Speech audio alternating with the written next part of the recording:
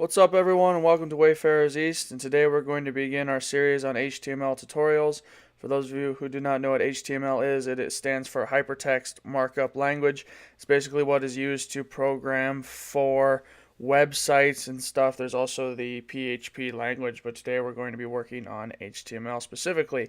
And for this video, we're going to be getting the programs that we need. So we're going to get ourselves a text editor, an FTP client, and work at getting a hosting service, because you need all those things in order to effectively create your own website. First off, we need a simple text editor. Now, if you're using a Windows machine, like for example Windows 8, you could use just the basic Notepad program that they give you, but I prefer Notepad++, as you can see by my screen here. It's a little bit better. It color codes things for you, makes it a little bit easier to understand and to organize, and it also comes with some fun features and different things like that.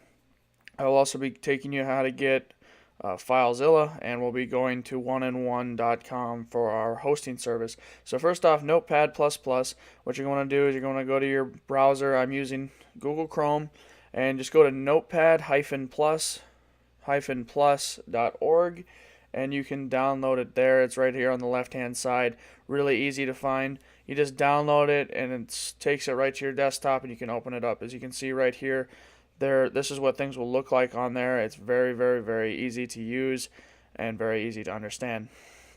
And so once you have Notepad++, you can open that up and take it to here.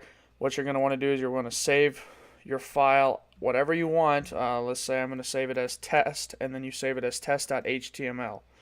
Okay, even though it's a TXT, you could scroll down, I guess, right here and look for the HTML section, but as you can see, they have a lot of different extensions. So if you just save it as .html here, you just hit save, and it'll turn it into an HTML document, which is really neat. And then that's what you can use to start coding for HTML, which is something we will get to in later videos. The next thing you're going to want to get is you're going to want to get your hosting service. Now, I go personally through oneandone.com, literally www.oneandone.com, and you can just go to your domains and you can register your personal domain. So if I want to go domain name registration, if it takes us here, and you can get, cheapies for whatever you want. So you can check your domain. We can call this my domain test, and then just click on .com unless you want a different extension, but .com is the most common. And just do mydomaintest.com, and waiting on the slowness of my internet apparently. And then they can give you different things. If yours is already registered, like mydomaintest.com is, you can choose something else. So let's say we want to go to mydomaintest.us. We'll just click continue, and then it'll give us things like different packages. There's a basic package, there's an unlimited package. You can do different things. I believe I did the unlimited package for 36 months. And it ended up being a little bit cheaper. Let's see if we can get to the package that I found.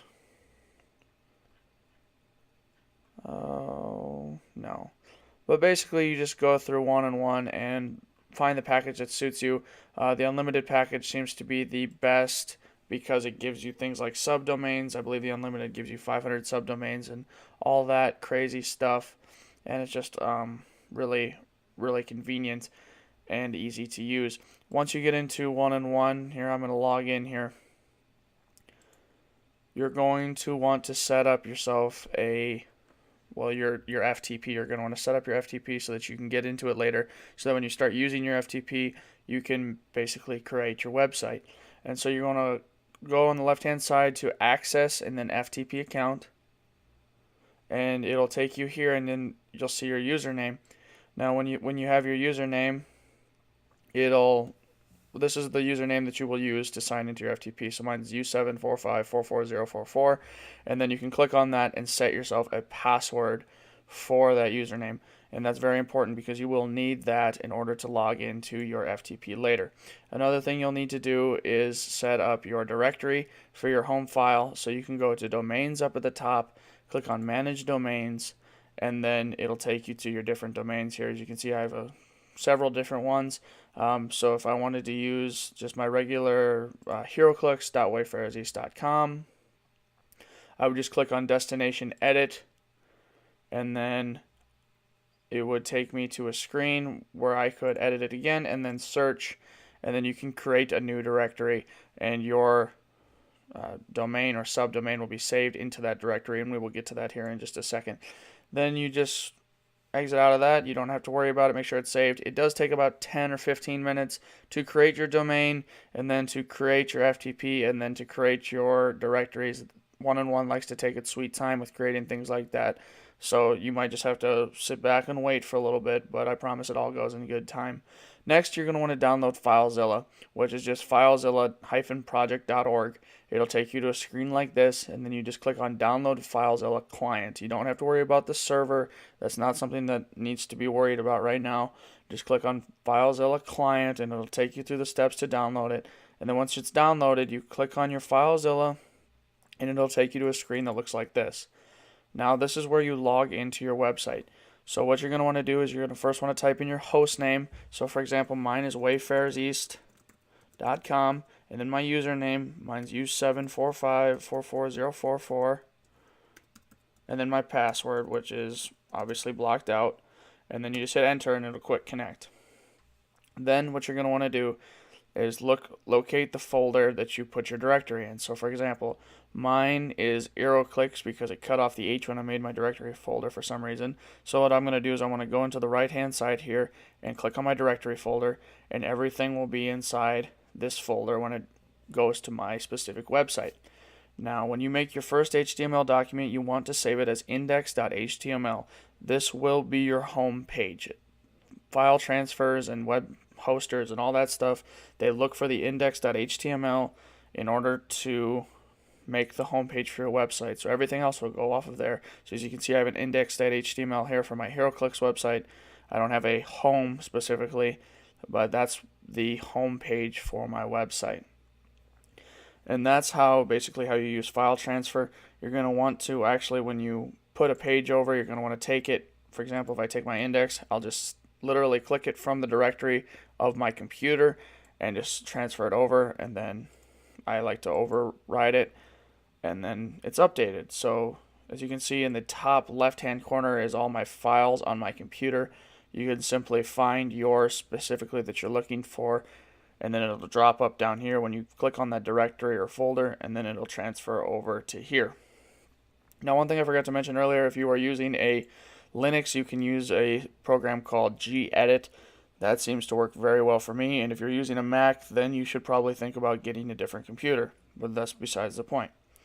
Now, one last thing we want to make sure we have before we start programming HTML is a validator.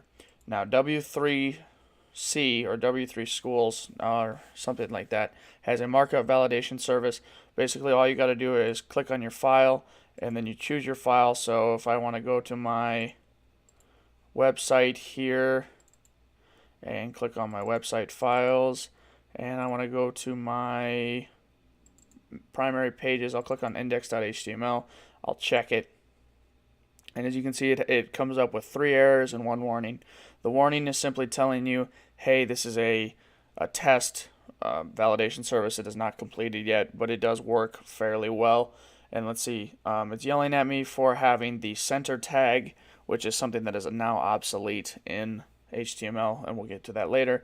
And then it also is yelling at me for having the iframe element, which is something that YouTube gives you when you embed videos on your website. Now, if we'll take a quick look at my website here, if we just type in heroclix.wayfaireseast.com, this is a project that I'm working on, so it is not finished. And you can still find my HeroClix videos on my regular wayfaireseast.com website. But as you can see, it takes me to this. Now, I believe if I click on home, it does take me to my index file. It just doesn't say it up in the URL bar here. But if, for example, if I wanted to click on powers, it will take me to powers.html. Now, that's important because it's in the directory, it's in the folder, and that's how it's going to come across. And again, that's something that we will get to in our later HTML tutorial videos. That's basically all you need in order to start coding for HTML. In our next video, we're going to get some of the basics down and get things figured out so that you can start coding and get it ready right away. I hope you enjoyed this video. Make sure you subscribe to Wayfarers East. Check me out on Facebook and Twitter and wayfarerseast.com. Without further ado, have yourself a great day.